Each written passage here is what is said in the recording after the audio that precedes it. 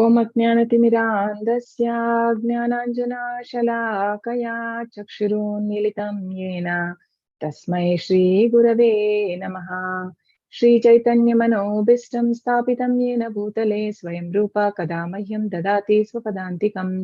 वन्देऽहं श्रीगुरु श्रीयुतापदकमलं श्रीगुरु वैष्णवांश्च श्रीरूपं साग्रजातं सगणरघुनाथान्वितं तं सजीवं साद्वैतं सावधूतं परिजनसहितं कृष्णचैतन्यदेवं श्रीराधा कृष्णपादान् सागणललिता श्रीविशाखान्वितांश्च नमो विष्णुपादाय कृष्णप्रेष्ठाय भूतले श्रीमते भक्तिवेदान्त स्वामी इति नामिने। नमस्ते सरस्वती देवी गौरवाणी प्रचारिणी निर्विशेष शून्यवादी पाशतद्विषतारिणी जय श्री कृष्ण चैतन्य प्रभु नित्यानंद श्री अद्वैता गदाधरा श्रीवासादि गौर भक्तवृंदा हरे कृष्ण कृष्ण कृष्ण हरे हरे हरे राम राम राम हरे हरे हरे कृष्ण कृष्ण कृष्ण हरे हरे हरे राम राम राम हरे हरे। हे कृष्णा करुणा सिंधु दीनबंधु जगतपते गोपेशा गोपिका कांता राधा कांत नमोस्तुते। नमो ब्राह्मण देवाय गो ब्राह्मण हिताय च जगद्हिताय कृष्णाय गोविंदाय ते नमः। तप्त कांचन गौरांगी राधे वृंदावनेश्वरी वृषभानुसुते देवी प्रणमामि हरिप्रिये। नमो महावदन्याय कृष्ण प्रेम प्रदायते कृष्णाय कृष्ण चैतन्य नाम्ने गौरत्विषे नमः। वाञ्छाकल्पतरुभ्यश्च कृपा सिन्धुभ्य एव च पतितानां पावनेभ्यो वैष्णवेभ्यो नमो नमः। अनंत कोटि वैष्णव वृंद की जय। नामाचार्य दास ठाकुर की जय। श्रीला प्रभुपाद की जय। Hare Krishna. I welcome everyone. Hare Krishna. Hare Krishna माताजी। Hare Krishna. Hare Krishna. Actually, I have not received attendance link actually, so I will not be able to post. Maybe tomorrow I will post if I get. Okay.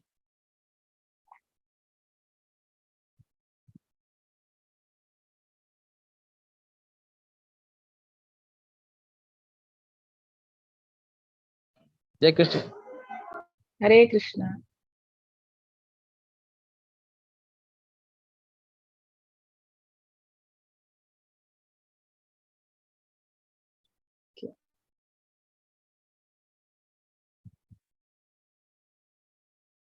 Okay.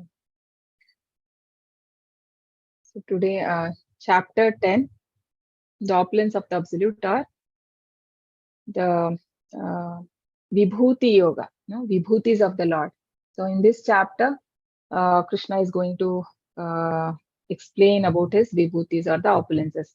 So anyone knows how many opulences have been explained in this chapter in number? Any idea?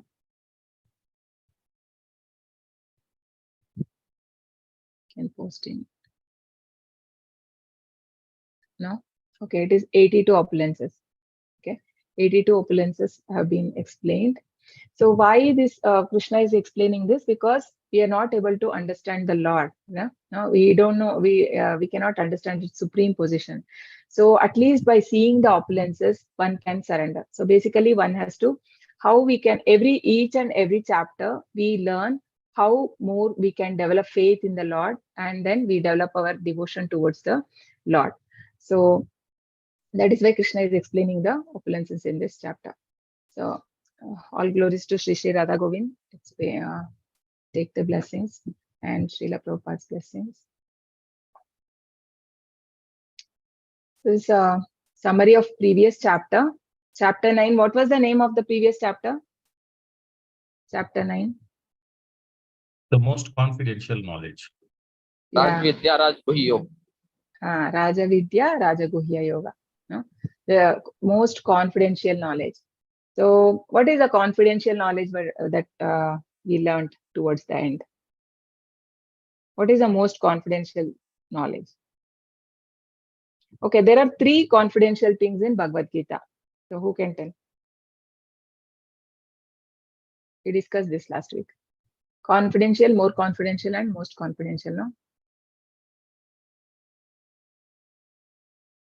Hare Krishna Mataji. Confidential means that we know that we are not the body. Hmm. More confidential. Not body, we are soul, right? Yes, And then more yes. confidential, actually, Prabhupada says the energies of the Lord, which were explained in the, right?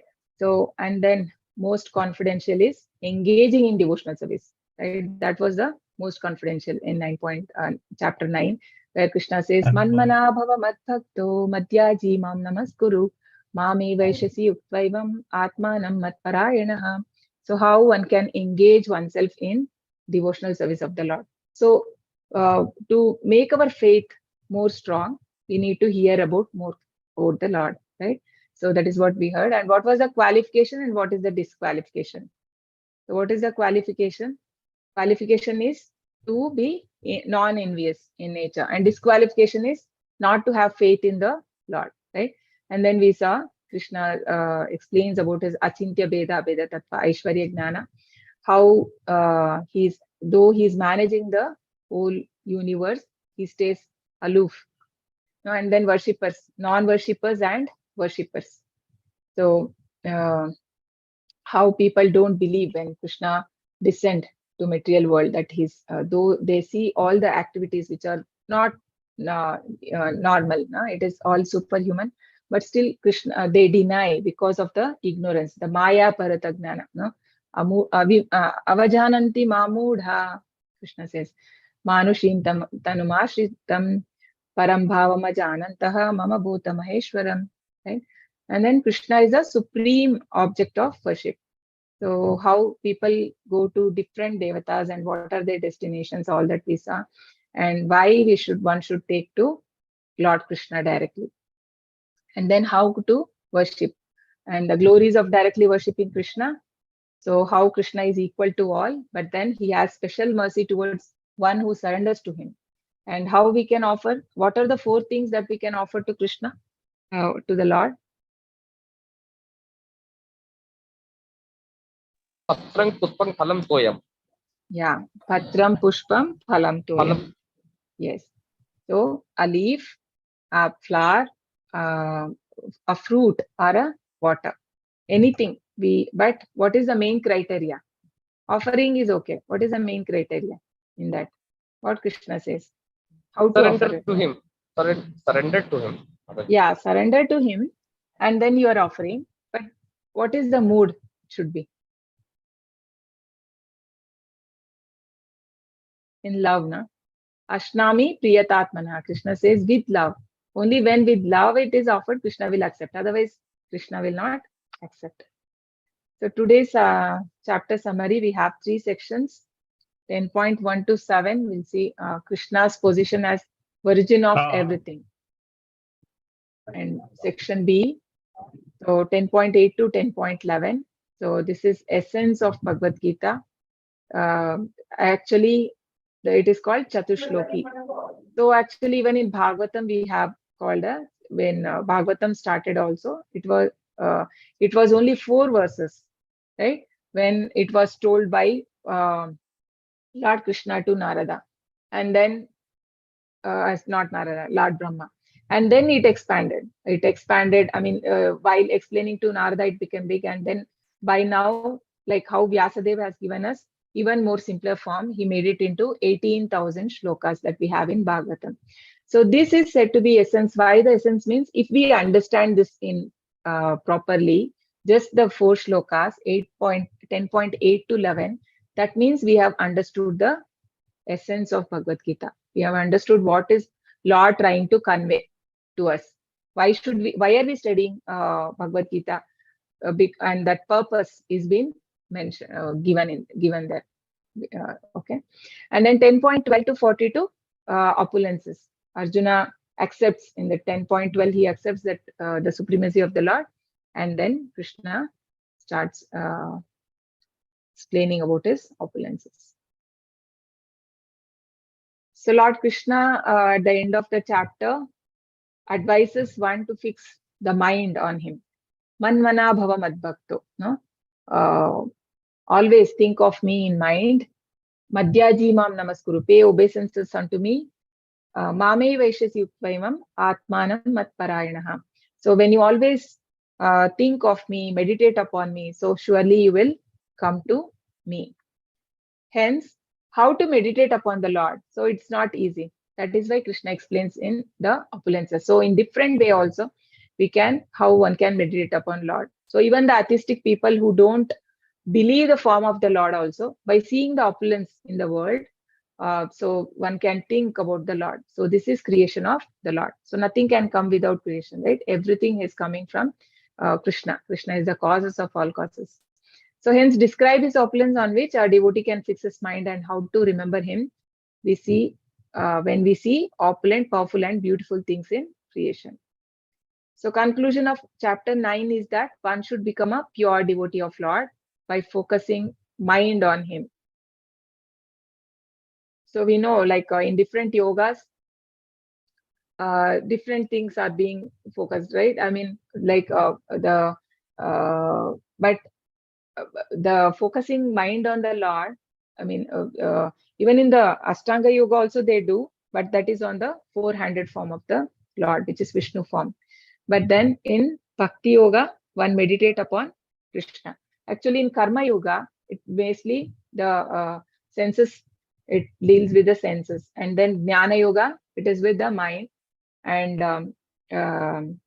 Ashtanga Yoga, it's with Buddhi and means engaging the Buddhi, right?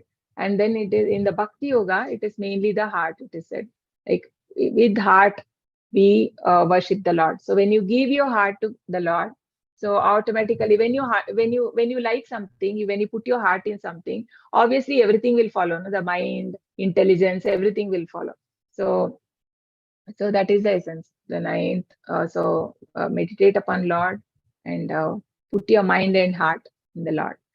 So chapter 10 focus on description of Krishna's opulences by hearing will increase devotion.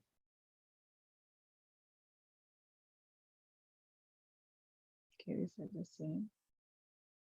This is a summary from 10.1 to 10.7. Shri Bhagavanuvāca Bhuya eva mahabaho Shrunu me paramam vachaha Yetteham priyamanaya Vakshyami hitakamyaya. The Supreme Personality of Godhead said, "Listen again, O mighty armed Arjuna, because you are my dear friend, for your benefit I shall speak to you further, giving knowledge that is better than what I have already explained." So why is Krishna want to give more and more knowledge? Because he says, "You are my dear friend." So many places Krishna mentions this. In Krishna says that even in the chapter 4, Bhaktosi me sakacheti. So because you are my bhakta, a devotee and a friend, that is why I want to give to you this supreme knowledge. So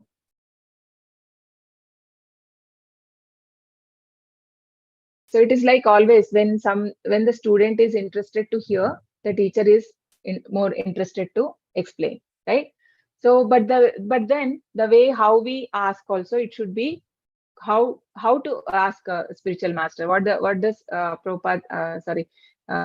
Krishna say in chapter 4? It should be tadvidhi pranipatena pariprashnena sevaya upadeshyanti te jnanam jnaninas tattvadarshinaha. It should be always with humility. It's not like challenging. You should not challenge someone to ask. Okay, it's not like you're testing someone. It is basically the humility should be there. Only then you will be able to understand. Otherwise, the knowledge is always covered.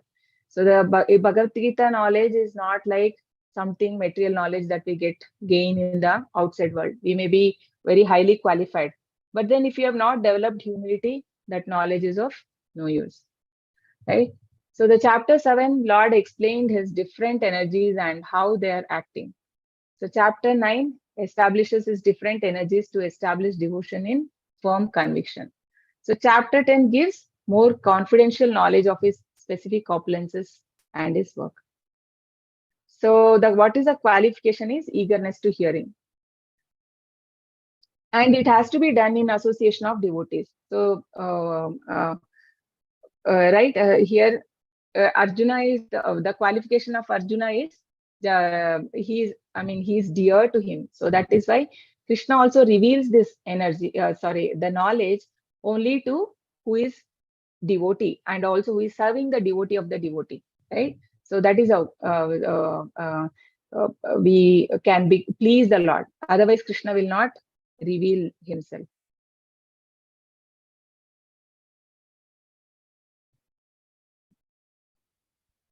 Yeah. न मे विदुसुरगणाः प्रभवन्न महर्षयः अहमादिर्हि देवानां महर्षीणां च सर्वशः.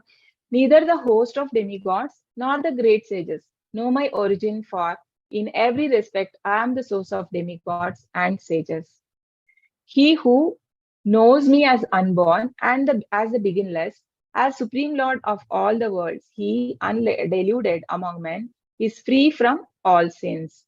So this we can see in this picture when Devaki, Krishna was in the womb of Devaki. So all the devatas, they come to pay obeisances to the Lord. So this has been elaborately explained in Bhagavatam. It comes in Canto 10, right? So Krishna says, how can the demigods understand the Lord, right?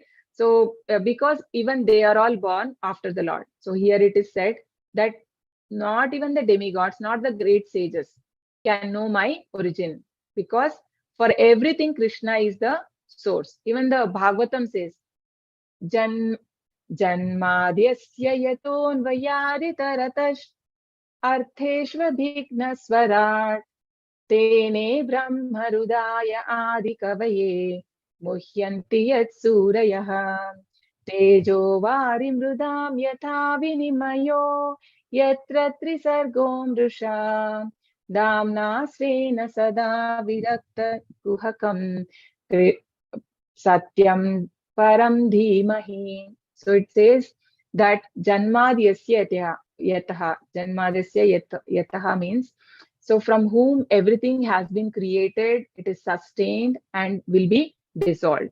So everything is happening by Krishna. Even Chaitanya Charitamrita says, Ekale Ishvara Krishna Bhaki Sabha Bhritya. Means Ekale Ishvara, only Krishna is the Supreme Lord, Ishvara. And then Bhaki Sabha Bhritya means everyone are his servants. So basically, what is the definition of a demigod? Means demigods are also parts and parcel of the Lord. No, everyone, including living entities, all are part and parcel of the Lord. And also they have been given some administration to take care for, different, like in a government, how everybody are given different departments to handle different ministers. Similarly, Krishna has given different demigods various responsibilities to take care. So everybody are working. So we see even in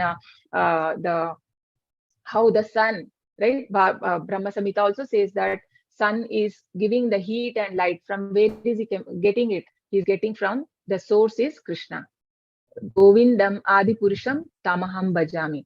And even the Lord Ganesh, from where he getting all the strength to eradicate all the problems of three worlds. So it is said he is getting from the Lord Krishna, right?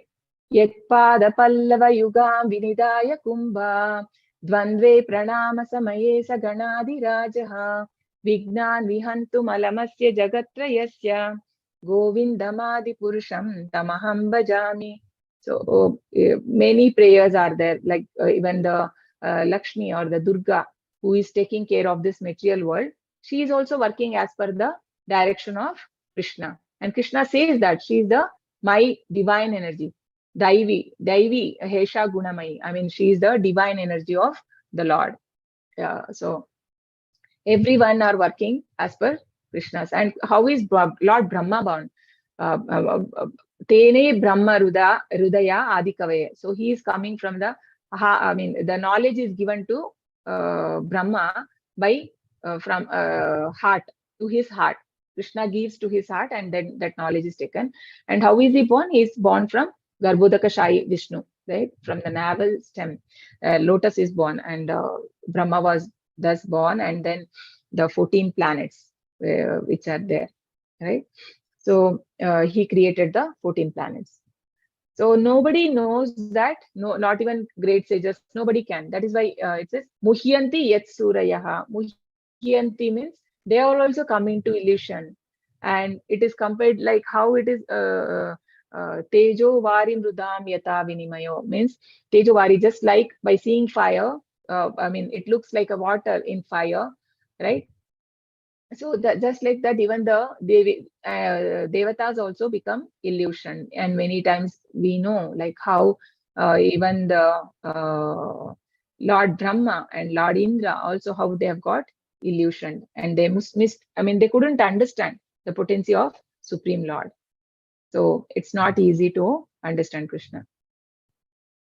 And if someone can understand the Lord as unborn, beginless, so this is like Phalasruti, no?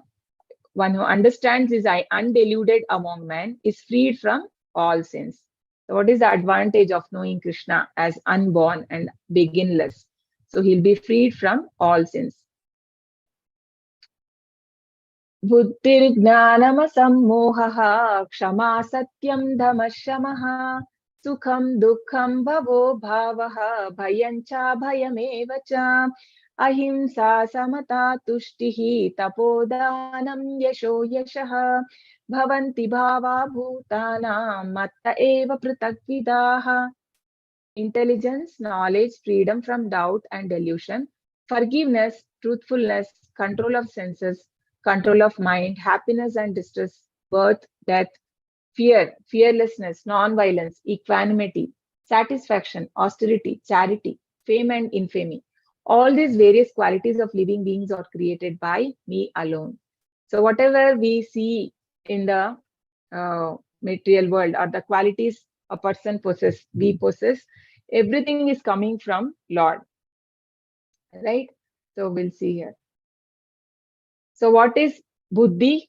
Buddhi is the power to analyze things in proper perspective.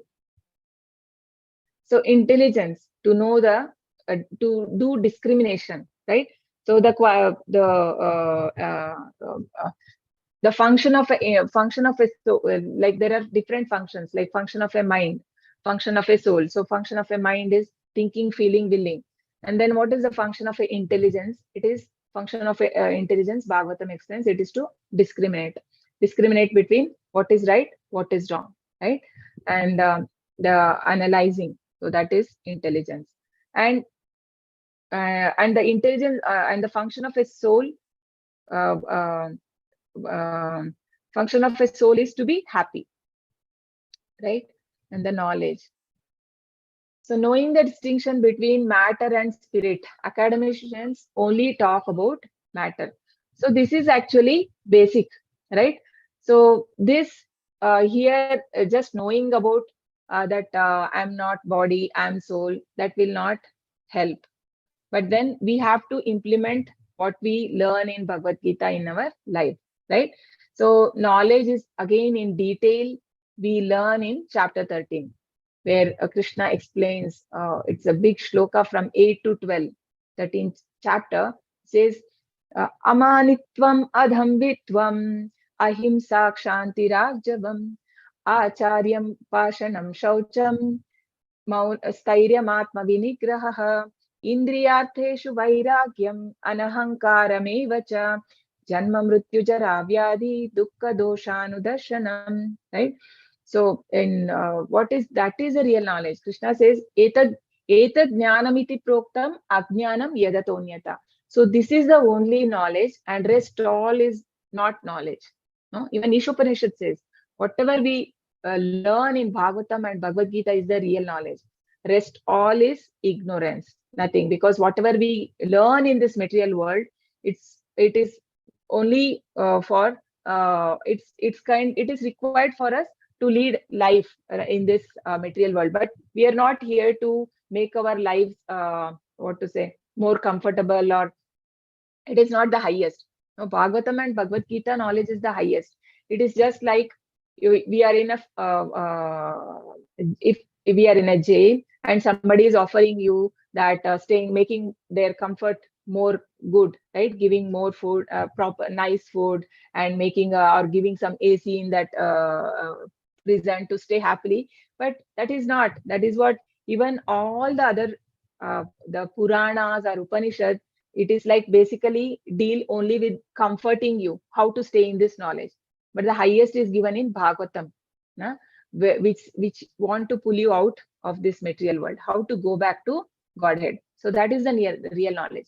So say there, amanitvam, adambitvam. Amanitvam means humble, humility. So to develop humility, it is more one has to engage in the service of the Lord.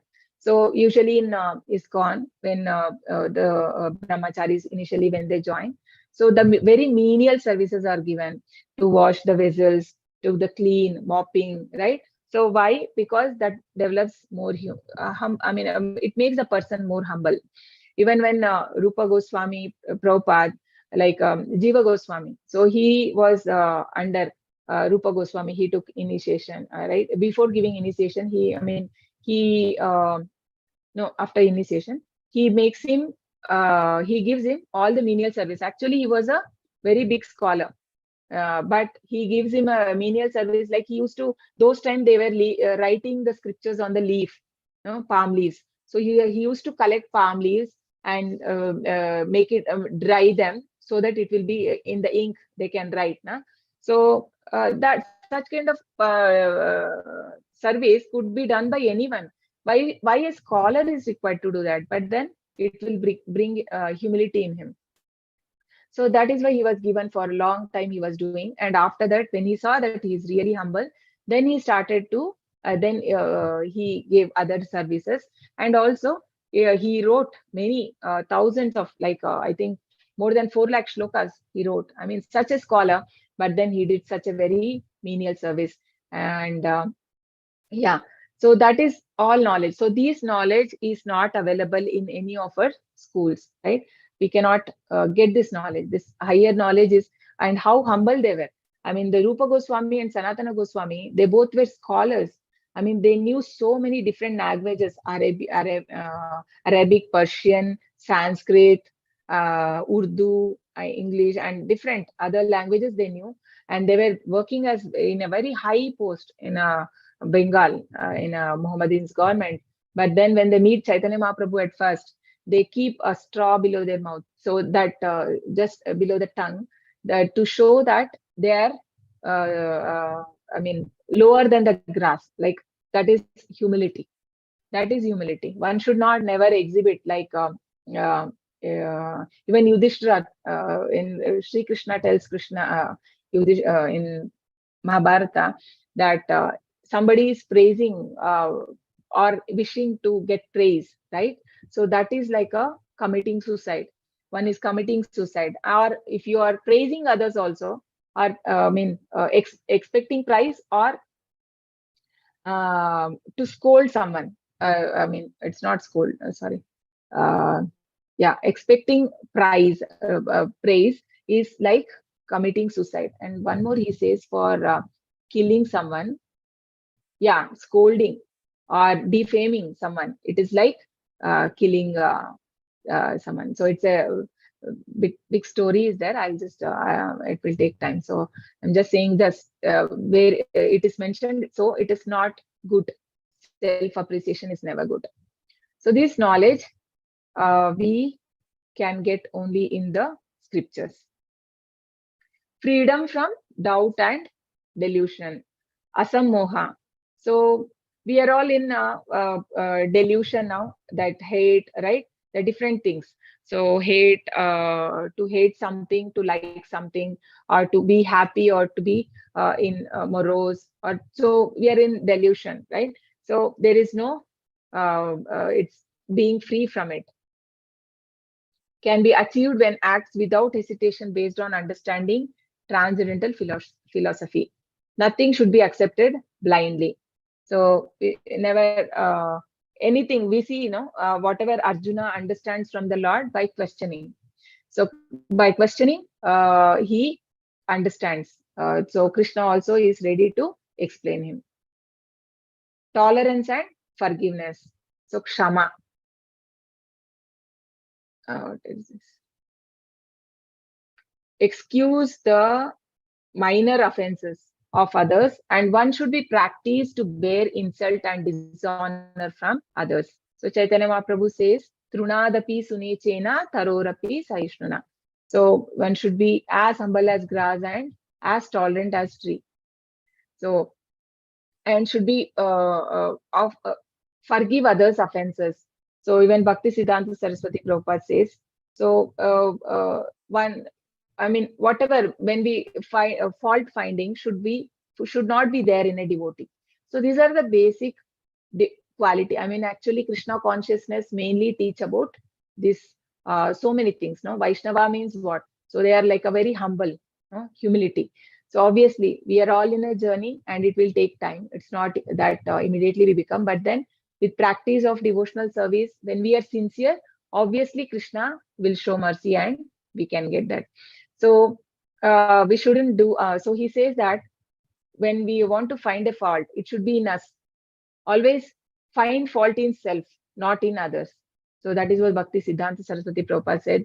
Never try to find fault in others. Truthfulness and or Satya. So facts are presented as they are for benefit of others, nor distort truth for some personal benefit interest. So even when presenting Bhagavad Gita also, many people give their own interpretation for their some self-interest. So and even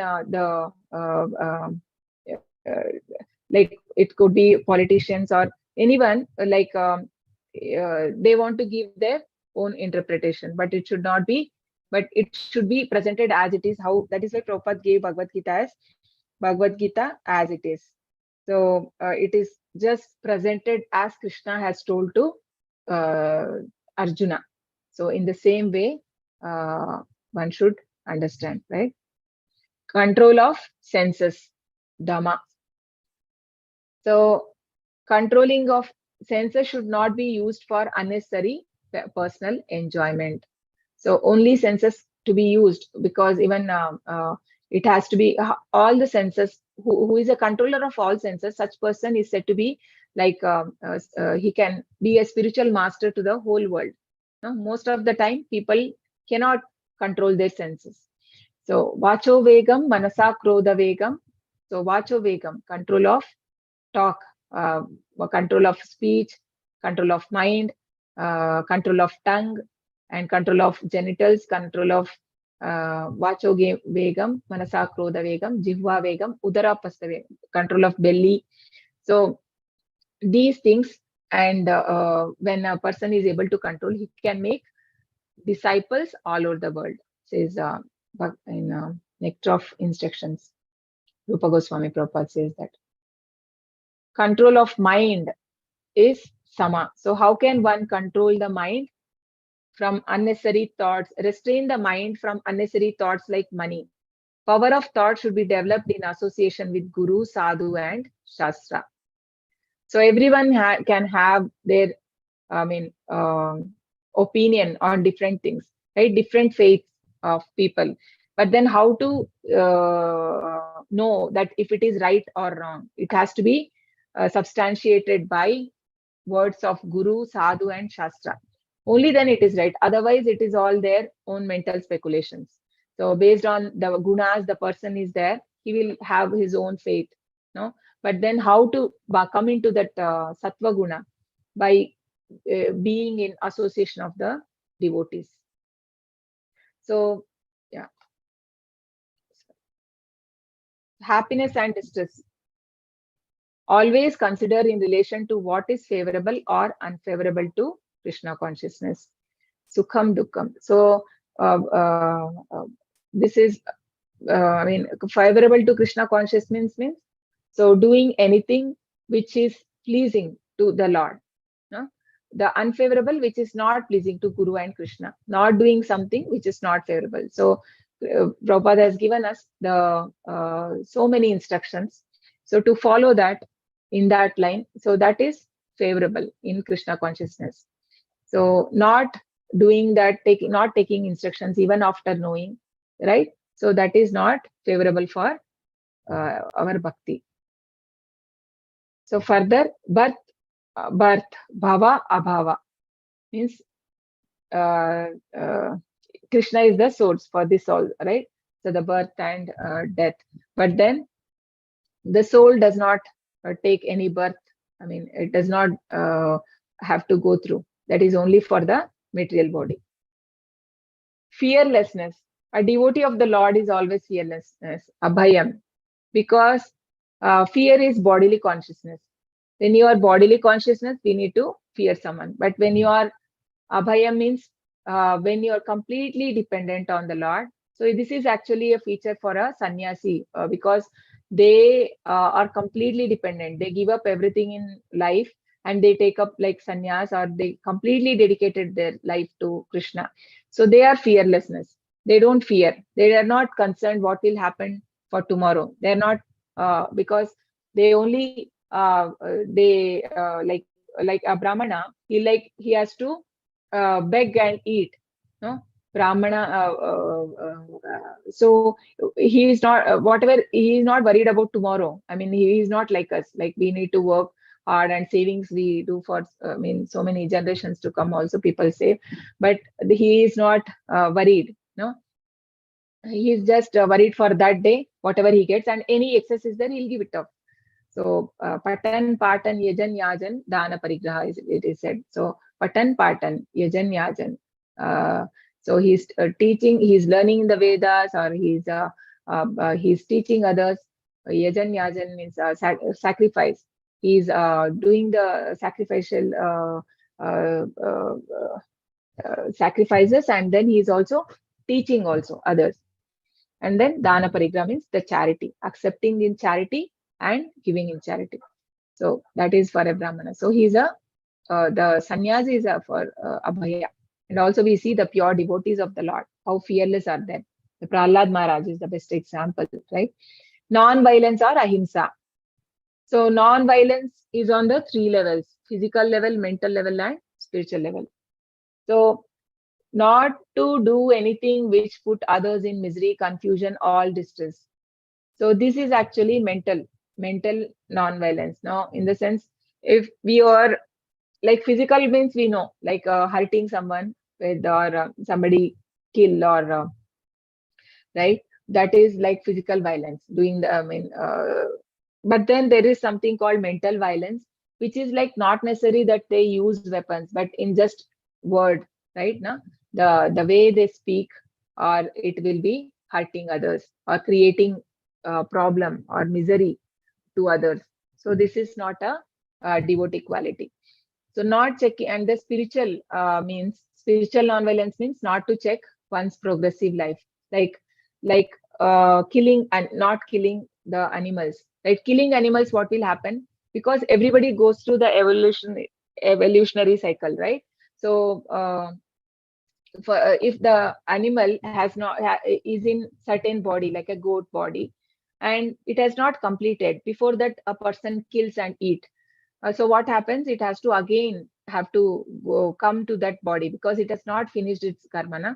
It has to come. So we are checking somebody's progressive life. That means he was actually advancing. Maybe after that life, he would have got a better life.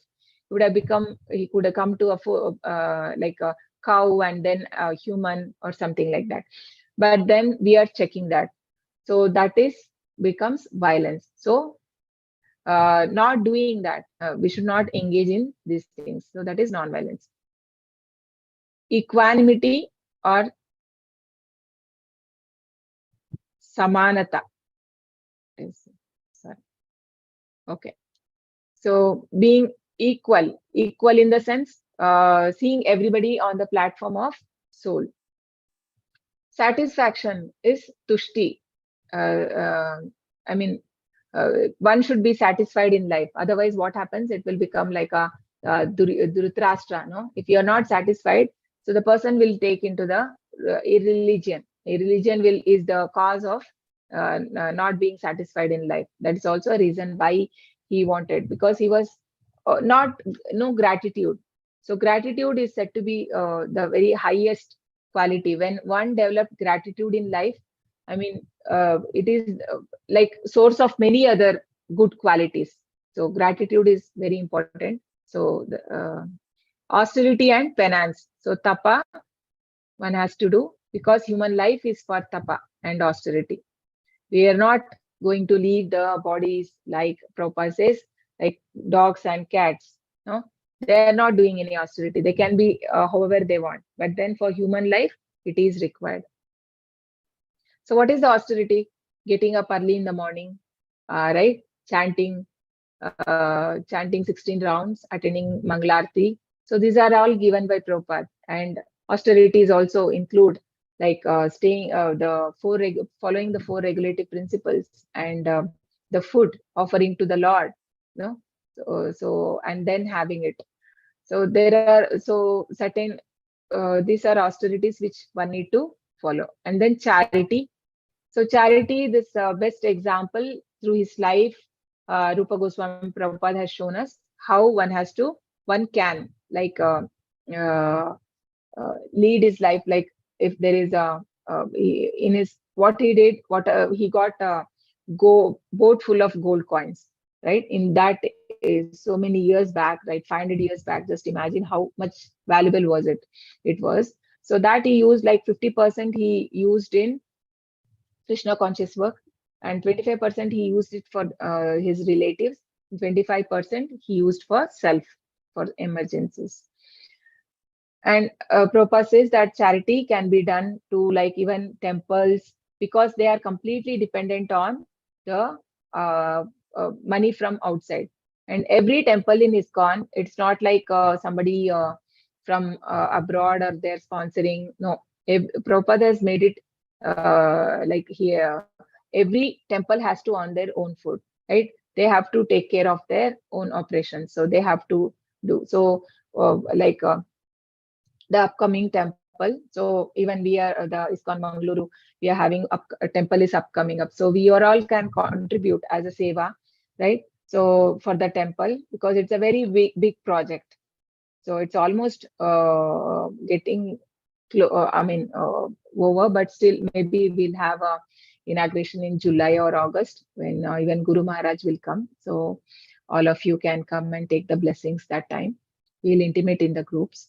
So whatever charity when we are doing, because charity, chapter 17 also it explains where Krishna says it has to be done in the right place, time, and to the right person. So otherwise we will not have the benefit of the charity, right? And then fame, yashaha. A man is famous when he is known as a great devotee. So this is said by Chaitanya Mahaprabhu.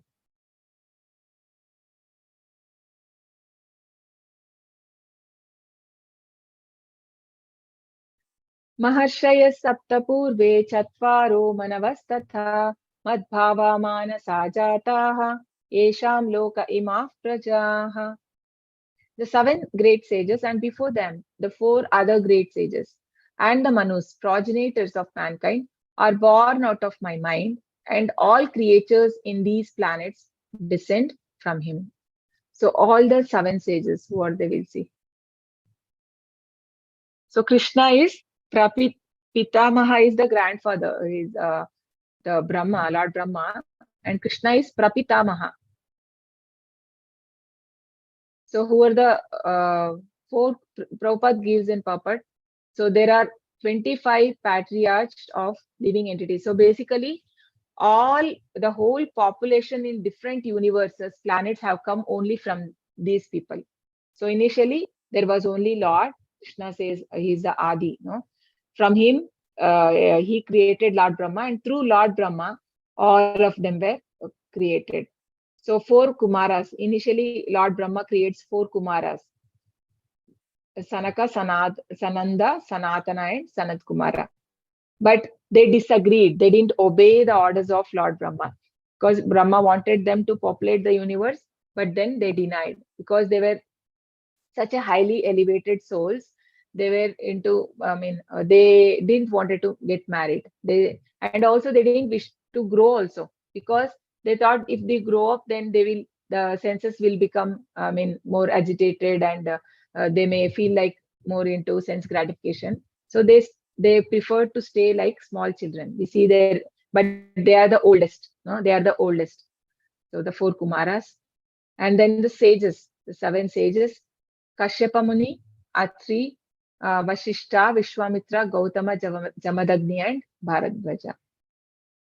14 Manus. So there are different Manus. Swayambhuva Manu, first one, no? Swarochisha, Uttama, Tamasa, Raivata, Chakshusha, Vaivasvata is our current Manu. So Manu,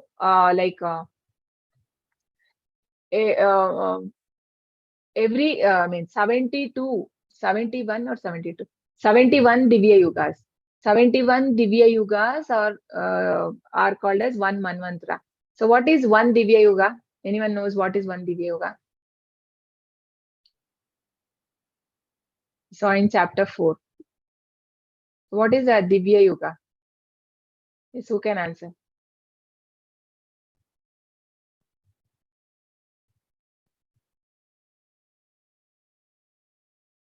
No?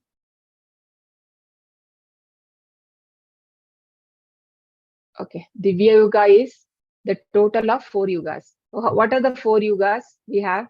How many years? Yes, how many years we have in each yuga? Are you all awake or slept? 1,000 years, Madhuri. Huh? 1,000 years. 1,000 years what? One yuga. No. Okay. See, there. How many yugas are there? Which are they? What are the names of yugas? Satya Yuga. Kalyuga, Treta, and Satyuga. Yeah. So how many years are there in Satyuga? 1 lakh. Mataji, 1 lakh years in Satyuga. 1 lakh. From where you got that number, Mataji? 1 lakh. 10,000, sorry. No. No? No. 10,000, then we have 1,000, and that's how we come to 100 in Kali Yuga. That is age, Mataji. That is lifespan you are speaking. Okay. You're speaking about lifespan of a person. Sorry. Okay, I'm asking about how many years are there in each yuga. Yes, Santosh. Prabhu? No? Okay. See, basically, you only need to know the Kali Yuga. Okay, anyone knows who or how much is Kali Yuga? Santosh Prabhu. 4,32,000 years. And yes. Treta, the Dwapara Yuga is double of that. 4 Yes. lakhs plus 4 lakhs, 8 lakhs 64. Then in Treta Yuga, it's again 8 plus 4 lakhs, somewhere around 12 lakhs change. And in which one? Treta Yuga. It's 3 times. It's 12, na? Yeah, 12. That's what 12 lakhs. 12 lakhs of and plus that 30, whatever the change. So then again, Satya Yuga is again 16 or 17 18. lakhs some change. 18. 4.32 into 4. 18 lakh it comes. 18. So yeah, so these 4 yuga together is one Divya Yuga. So like that, 71 Divya Yugas, one Manu will stay. That is one Manvantara. That is the life of Manu. So currently, so we have Vaivasvata Manu, and it was 120 years back, before even Manu was born. Krishna told his Bhagavad Gita knowledge to whom did Krishna say? To the sun god. No? No, it was First the sun god. It was Vivasvan. Vivasvan is different, Vaivasvata Manu is different. So it was told to Vivasvan before even the birth of the Manu. Okay. So, yeah, and then we have other Manus who are going to come. Sarvarni, Daksha, Savarni, Brahma Savarni, Dharma Savarni, Rudra Savarni, Deva Savarni, and Indra Savarni. So there are different. So all of them are coming from, and for all this, Krishna is the source.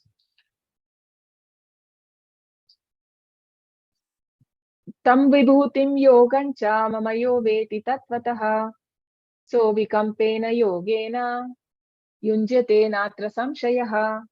He who knows in truth this glory and power of mind engages in unalloyed devotional service. Of this, there is no doubt.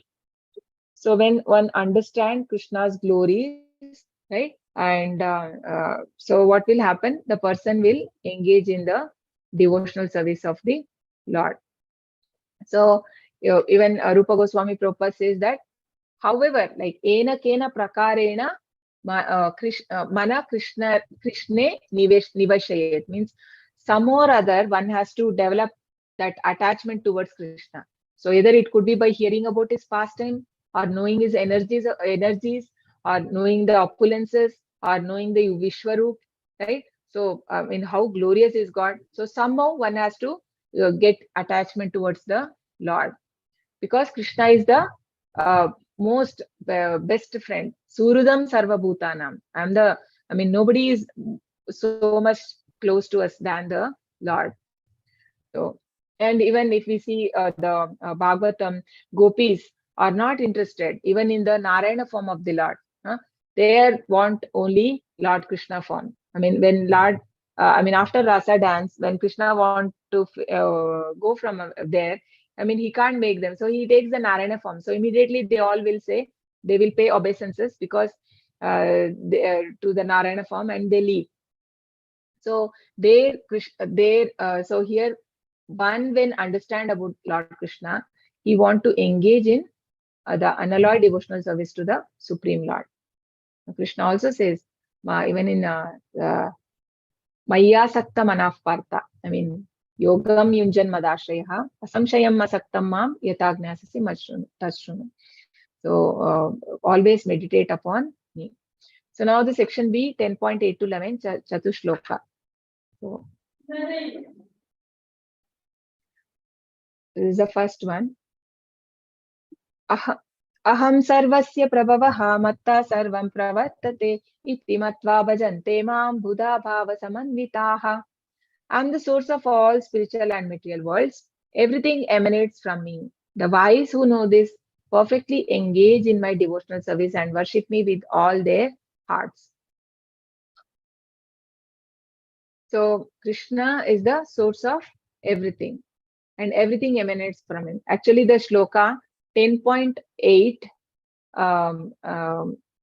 it is said like there is anything, this Vedas also, it is like Abhideya, Prayojana, and what is that?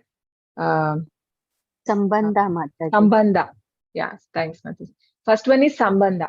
Sambandha, Abhideya, and Prayojana. So this is establishing relationship. So what the first shloka, 10.8 is called as Sambandha shloka, and 10.9 is Abhideya, right? So what is the process? So how to involve? When you understand Krishna is everything, then what? And then the 11 and 12 is a Prayojana, that Krishna explains what is the benefit of doing this. So this is, Krishna says here, Aham sarvasya prabhava matta sarvam pravartate. See here.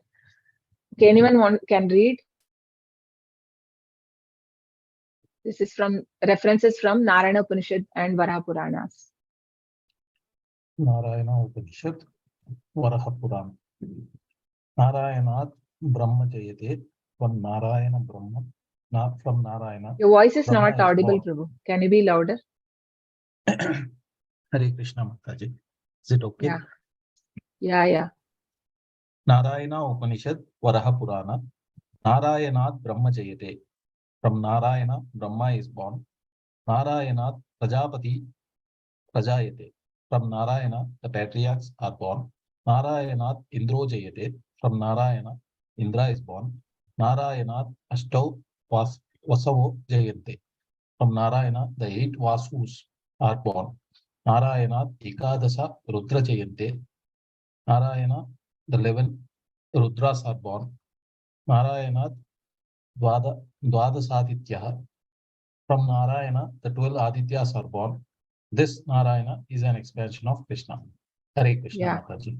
Hare Krishna. Hare Krishna. So Krishna is a so we see like everything is born of Narayana, but then the Narayana is expansion of Krishna. So Bhagavatam also explains this, that from Krishna expands himself to Balram, and Balram expands to Sankarshan.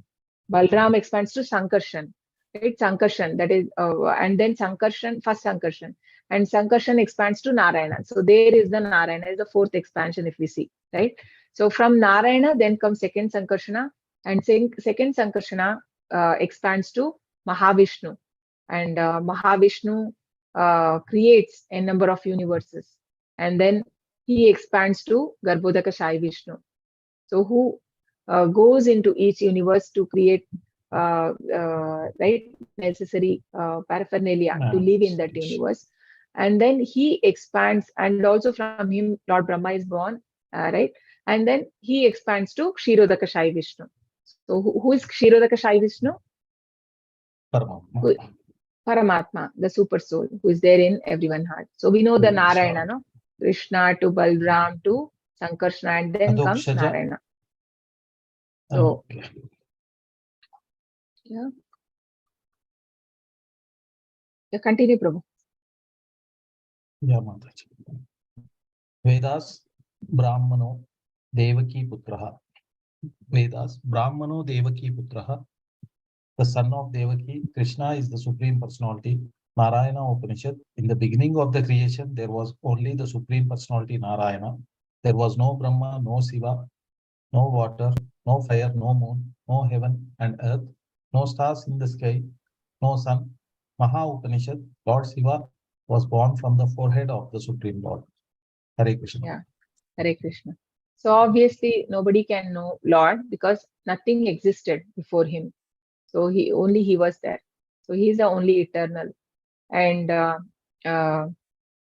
so even no water, no fire, no moon, because everything was dark.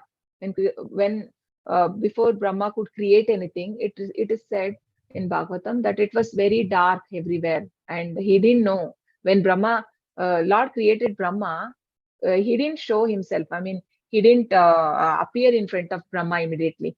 So Brahma was in a confusion, right? So what should I do? Like he don't know. Everywhere he see, it is complete darkness in the universe, and he actually then he meditated. He heard a sound called ta pa. Ta pa means ta, like sound, ta pa. Then immediately he started to meditate upon Lord, and in the Devata's years, not our years, 1,000 years he meditated. After that, by pleased with this austerity, because Krishna is pleased when one performs austerity. So after austerity, he was pleased, and he appeared in front of Lord Brahma, and then he told that he need to do creation now. So that's how nothing was there. Everything was created later. So Krishna is the original source of all spiritual and material worlds. Aham sarvasya prabhavaha. So but even if he is creator, everything remains as it is. No, because he is Purnam. Purnamadaha Purnamidam. Purnat Purnamudachyate. Purnasya Purnamadaya Purnameva Vishishyate. Ishopanishad's first invocation mantra. It says Om Purnamadaha. Purnamadaha means that spiritual world is complete in itself, and Purnamidam. This is the material world. Idam means material world. This is also complete. Purnat Purnam Udachyate. Krishna is complete, and from him, whatever comes is also complete. Okay. All the, because he is the source of all spiritual and material worlds. Purnasya Purnamadaya Purnameva Vishishyate. Even so many emanations come out of him. So, but Krishna remains. I mean, his potency is not reduced, right? So that is the potency of the Lord. So, result of knowing what will happen, Krishna says that he will engage in the devotional service of the Lord. So here a analogy is given as a potter and potter wheel. So when we see a pot, so immediately what come to our mind? Mud, right? It is made of mud, and then there could be and we can see a potter wheel is required to prepare. But then who is the main cause of that? There should be a potter who prepare. huh? Unless he is there, a pot cannot come on his own. So similarly, I mean that analogy which says that whatever creation is there, there is a source. So Krishna even says in chapter 7, Matta parataram nanyat kinchidasti dhananjaya mai sarvamidam protam sutre manigana iva Matta parataram nanyat. There is nothing supreme, I mean higher than me. Everything has come from me, right? So everything, all whatever we see, it's a energy of the Lord, and Krishna is the cause of all causes. Machchitta madgata pranaha bodhayantah parasparam katayantascha mam nityam tushyanti cha ramanti cha. The thoughts of my pure devotees dwell in me, their lives are surrendered to me, and they derive great bliss, great satisfaction and bliss, enlightening one another and conversing about me. So this is first one we saw the Sambandha, Krishna's relationship with this material world, that Krishna is the source of everything, right?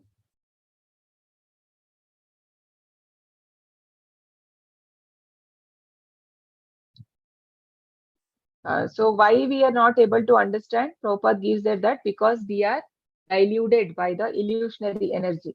So hence people are not able to understand, right? So here the chapter, the shloka 9. This is that was Sambandha. It is Abhideya. So when we understand that Krishna is the source of everything, so we engage in the devotional service of the Lord. So how a person engages, we see here how a behavior of a pure devotee. So always dwelling in thoughts of Krishna. So avyartha kalatvam. So never waste time. They always the energy is used in the service of Lord. So they're not interested any other talk apart from the talks of Supreme. So like how even the Shaunaka Rishis, like when Suta Goswami was explaining about some instance, they say that was it concerned to Supreme Lord? Because they were only interested in hearing about the Lord. And the pure devotee is also like that. So they are not interested in hearing, or they want to stay away from materialistic people. And Prabhupada says there are two stages in devotional service. One is a initial stage, which is called as preliminary stage. So in preliminary stage, the person is enjoying just in serving the Lord.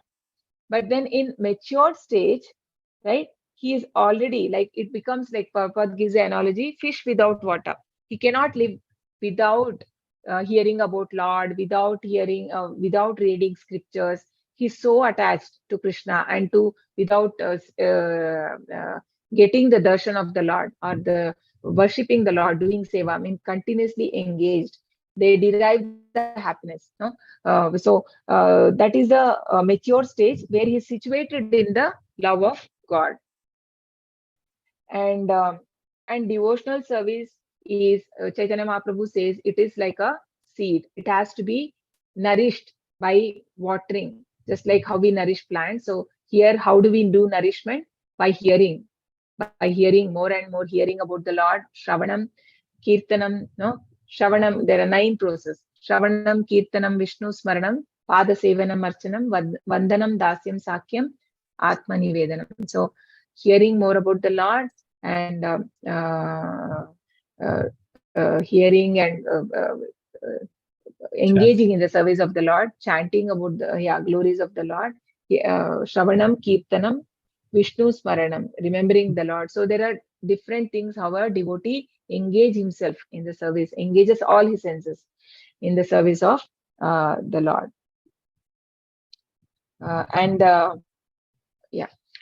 And they derive great satisfaction and happiness. So it is happiness is there, right? So when we listen to a Bhagavatam, so usually it is recommended everyone of us, though there is an online we meet, Apart from also, you may join some other classes also online or like that. But then physical association also is required. So whichever is nearby temple, you need to visit. It is recommended when you take initiation. It is asked compulsorily once in a week you have to visit temple. So that association is also very important. Having physical association. So what when we go there, we have nice devotee association with them and we discuss. So what will happen? They discuss among each other about the Lord, our pastimes. They relish. Na? So Tushyanti cha Ramanti cha, they speak among themselves and they relish those pastimes, enlightening one another and conversing about me, about Krishna, speaking about Krishna, they relish. So when we go to temple, what happens? We observe so many things. So somebody is doing very nice kirtan, somebody is singing there, some nice prasad we have, some very nice lecture we hear, and all that. So all those thoughts will come to our mind. So whatever we see, it's like Gigo method. Now, whatever you see, that will only come to our thought. So whatever, how we are engaging our mind. So obviously, when you go and have that nice association, same things will come, right, in our mind. When you go to a movie or 3 hours, if we see it, and whatever those thoughts obviously will come to us after that. Yes, no? So similarly, when you go to a temple also, when we associate with devotees, so obviously that our thoughts will change and we'll get more we start thinking about Krishna. So symptoms of a pure devotee, yeah, preliminary stage. Okay, it's all here already. They release the transcendental pleasure from the service in preliminary stage. In mature stage, they are always situated in love of God and thus release the highest perfection which is exhibited by Lord in his abode. So Prabhupada says there that when they go to, when a soul goes to Goloka, we achieve the spiritual body. So the transcendental qualities will automatically manifest. Now it is all covered, but then in mature stage, it manifests. Thoughts of my, yeah. Tesham satata yuktanam bhajatam priti-purvakam dadami buddhi-yogam tam yena mam upayanti te. To those who are constantly devoted and worship me and with love, I give the understanding by which they can come to me. So this 11 and 12 basically speaks about prayojana. So what, like I know now Krishna is the supreme and I engage in service of Lord. So Krishna reciprocates. Krishna says no in chapters 4. Ye yatha mam prapadyante tam sataiva bhajamyaham. So however a person surrenders, according to that Krishna reciprocate. So it's not like one way. Krishna always reciprocates. So when we engage in devotional service with love, so with sincerity, Krishna says, to those who constantly devote and worship me with love, I give understanding by which they can come to me. So Krishna, how do we get the taste in this devotional service? That is only by mercy of the Lord. If we don't get taste, we cannot stay, right? We see that many people come, but then in between they leave because they are not getting the taste. Bahunam janmanamante jnanavan mam prapadyate vasudeva sarvamiti sarvam sahamatma sudurlabha. Sudurlabha means very rare. It's very difficult to stay. In Krishna consciousness, it's not easy. So that faith. This 10.10 is yeah, Mataji. This 10.10 is prayojana jnana. Yeah, prayojana. So 10th and 11th, both. So here Krishna says that he will give us the understanding how one can go to Krishna. So this is buddhi yogam, means Prabhupada says action in Krishna consciousness. That is by association with the devotees, right? Devotees and guidance from spiritual master. Understanding that Krishna is the supreme goal. So in the Karma Yoga, what happens? A person knows the supreme goal, but then he is attached to the fruits. In the Jnana Yoga, the person is he also knows the goal, but then he is attached to mental speculation. He wants to do his own endeavor to understand about the creation and everything, right? In Jnana Yoga, but in Buddhi Yoga, Bhakti Yoga. Buddhi Yoga means here Bhakti Yoga. So a person has a knowledge of the Lord and he engages in devotional service. So when we devote ourselves, when we love, we do, Krishna will absolutely give the that intelligence to us, how to uh, uh, come to us, right? Come to him, sorry. So and also it is said that when we are sincere, Krishna will guide us through, I mean, he will send a spiritual master when we are ready. When a person is ready, he is directed to the right guru. Just like how Dhruv Maharaj got Narad Muni, no? And Parikshit Maharaj got Shukadev Goswami, and like that we got, and the different examples, right? So Chitraketu got Narad Muni. So whenever our devotee is ready, that time he will be Krishna as a Paramatma. No, he will guide to a proper soul. Proper spiritual master to proper. So different steps of yoga. Jnana yoga, when one knows the goal is Krishna, but takes pleasure in mental speculation to understand Krishna, he is acting in Jnana. Karma yoga, one who knows the goal is Krishna, but addicted to fruits. So Buddhi yoga means when one knows the goal and seeks completely in Krishna consciousness and devotional service, he is acting in Buddhi yoga, the complete yoga, the highest perfection. So when we, so when we put our heart in Krishna, right? So Krishna actually steals the heart, it is said. It is like you don't give anyone your heart. It is like if when somebody is in love, for them it is like they say, right, I lost my heart to someone. So it is like you don't do it by knowingly, it just goes away. So Krishna steals the heart. So when Krishna steals the heart, obviously automatically everything will come, the jnana, the buddhi, everything will follow. The mind will also get engaged, the senses want to only serve or want to engage, want to hear, want in the service of Lord. It doesn't wish to do any sense gratification. So rest all will follow when Bhakti Yoga is there. So this is the second benediction which Krishna gives. This is the Prayojana. Teshamevanukampartam aham agnanajam tamaha nashayamyatma bhavasto jnanadipena bhasvata. Out of compassion for them, I, dwelling in their heart, destroy with the shining lamp of knowledge the darkness born of ignorance. So Prabhupada says that this shloka is for Mayavadis, that Mayavadis feel that, they are more into gaining knowledge. But Krishna says that all that ignorance Krishna takes away just when one is engaged in devotional service. Not really necessary that he should be a scholar in anything. Like Chaitanya Mahaprabhu, when the Mayavadi sannyasi Prakashananda Saraswati, right?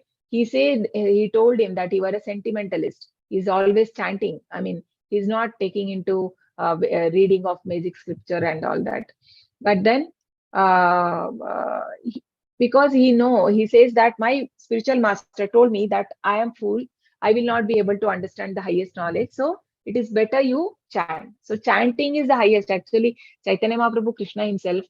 And if you see in all the senior devotees or the acharyas, they have so much stressed in chanting. So all that knowledge, whatever we learn, basically we have to develop taste in chanting. More and more we have to develop the taste. That is the highest actually. That is why we hear so much. Engaging and mainly we have to get more attachment to Krishna in serving the Lord and in chanting. No? So there was a Brahmana in South India, right? You all might have heard this when Chaitanya Mahaprabhu goes on Chaturmas, he visited South India. That time he sees a Brahmana who was reciting with the shlokas of Bhagavad Gita with mistake. He was doing a lot of mistakes, but he was he knew that. Actually, he was, and then he was no, he knew that, but yeah, he was just seeing that, and for a long time he was looking at it. Sorry, he was not reciting. He was looking at it, and Chaitanya Mahaprabhu was observing him, and the other brahmanas who were near to him. I mean, they were scholarly brahmanas. They were looking and they were laughing at him actually. So Chaitanya Mahaprabhu observing, and he goes and he asks, like, why, what are you doing? I mean, you are, looks like you are reading, right? But then why are they all laughing? So he says that because I don't know how to chant properly, they're making fun of me. And Chaitanya Mahaprabhu says, okay, but then there are also, I mean, you're crying also at the same time. So why is that? Why, what made you cry? So he says that because I'm seeing this, because we see the picture, no, that Bhagavad Gita. So Krishna, I mean, is the charioteer of Arjun. So by seeing that picture, like he's the Lord of universe, but then how such a menial work he's doing for a devotee? Because when a devotee becomes, when Krishna is pleased with devotee, he becomes servant of a devotee, right? Because that is why Krishna does not give devotional service so soon, because it is said he becomes purchased by a devotee. So that is why Krishna may give material opulences, but devotion not very easily it is given. So then when he says that, that person says that Chaitanya Mahaprabhu embraces him, and he says that what is the need for you to read this Bhagavad Gita? You have understood the essence of Bhagavad Gita. No, he has developed that love of God. That is the highest. So what else is required? He just says this book is not required for you, right? You can just throw that book, because he has developed that love for Lord. So that is how that knowledge. How did it get? Because of his love for Krishna. His Krishna removes that ignorance.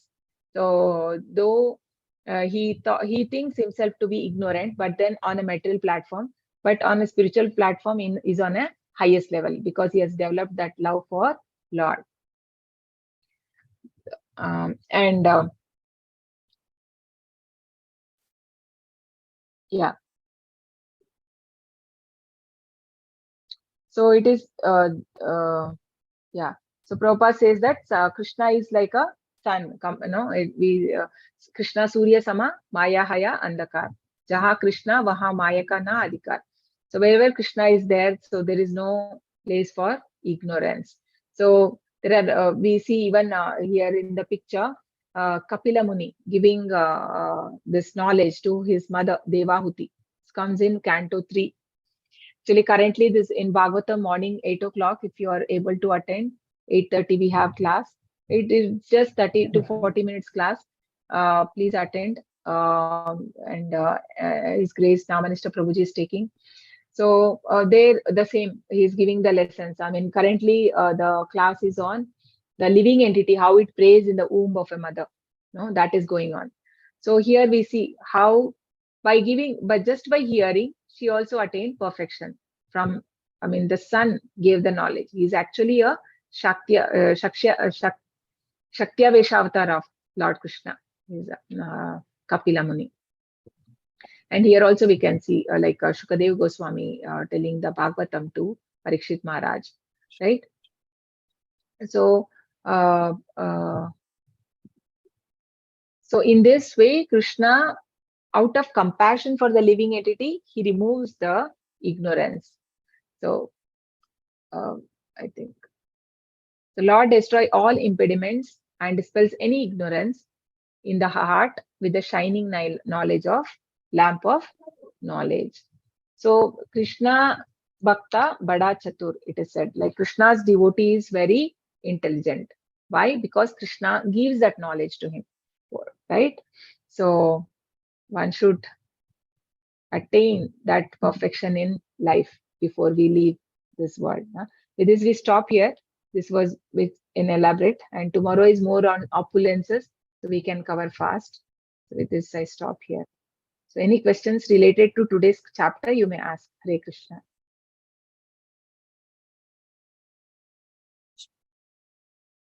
Hare Krishna, everyone. Can all unmute? Hare Krishna. Hare Krishna Mataji. Hare Krishna. Hare Mataji. Krishna. Hare Krishna. Okay, I have the attendance leak. 1 second. Wait.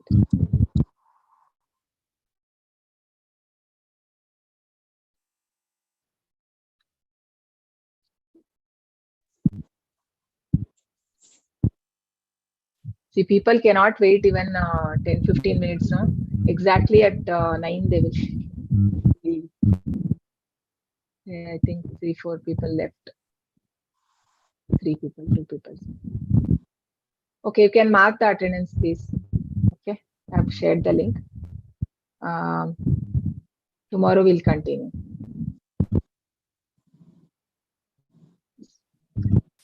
Uday Prabhu, you have any question? No, ma'am. I unmute for the chant. Right? 3 times. Okay, fine. Okay, if there are no questions, we can close. वाञ्छाकल्पतरुभ्यश्च कृपा सिन्धुभ्य एव च पतितनां पावनेभ्यो वैष्णवेभ्यो नमो नमः। अनंत कोटि वैष्णववृंद की जय। नामाचार्य दास ठाकुर की जय। श्रीला प्रभुपाद की जय। Can chant 3 times Hare Krishna, all of us. Hare Krishna, Krishna Krishna, Hare Hare, Hare Rama, Rama Rama, Hare Hare. Hare Krishna, Krishna Krishna, Hare Hare, Hare Rama, Rama Rama, Hare Hare. Hare Krishna, Krishna Krishna, Hare Hare, Hare Rama, Rama Hare Hare. Hare Krishna. Thank you everyone for joining. Hare Krishna. Hare Krishna, Mataji. Hare Krishna, Prabhu. Hare Krishna. Hare Krishna. Hare Krishna Mataji. Tomorrow at early morning Bhagavatam class, na? Prema Kishori Mataji's Guru Maharaj is coming. Chandramauli Oh. Swami Maharaj. Oh, okay. Yeah. Okay, I'll join. Informing, like if you can join. You used to join. That's Yeah, why. earlier I used to, but then what is happening is I'm not able to complete the chanting soon, Mataji. So I'm preferring to stay back and Yeah. So tomorrow, if you can, like he's coming the short specially. Bhagavatam class, na 5:45. Yes, Mataji. Yes, Mataji. Okay, Mataji. Yeah. Thank you, Thank you so Mataji. much. Hare Krishna. Thank you. Hare Krishna. Hare Krishna.